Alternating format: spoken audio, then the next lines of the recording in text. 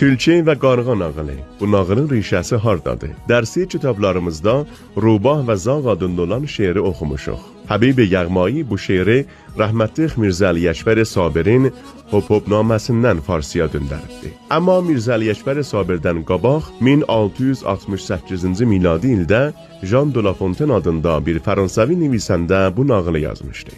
Amma bu nağılın əsli rişəsi çox qədimlərə qayıdır. 600 il miladdan qabaq Ezob əfsanələrində bu nağıl gəlibdi. Ezob bir nökər və qulam idi ki, öz ərbablarına nağıl təriflərdi və çoxlu dastan bilirdi. Ezob 600 il miladdan qabaq Yunanda yaşırdı və bu nağıl Ezobun əfsanələrində gəlibdi. Amma Mirzə Əli Əkbər Sabirdən Tülkü və Qarğa nağılı. Pendir ağzında bir qara qarğa, uçaraq qondu bir uca budağa. Tülkü görcək, yavaş-yavaş gəldi. Endirib baş, ədəblə çömbəldi.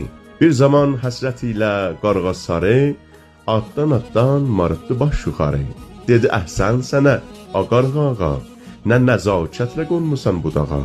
Bəzədin sən bu gün bizim çəməni, şad qıldın bu gəlməyinlə məni. Nə gözəlsən, nə xoş niqarsən sən, yeri var söyləsəm, humasən sən. Tühlərindir ipək kimi parlaq, bədi nəzərdən vücudunu suniraq. Bu yəqindir ki var sevimli səsin, oxu versin mənə səfa nəfəsin. Böylə sözdən fərəhlənib qarğa, ağzını açdı ta ki etsin qa. Qa edərkən hənuz bircə kərə, həndiri dümdüyündən endi yerə. Tülkü furən havada qapdı yedi, qarğaya tənə ilə böylə dedi.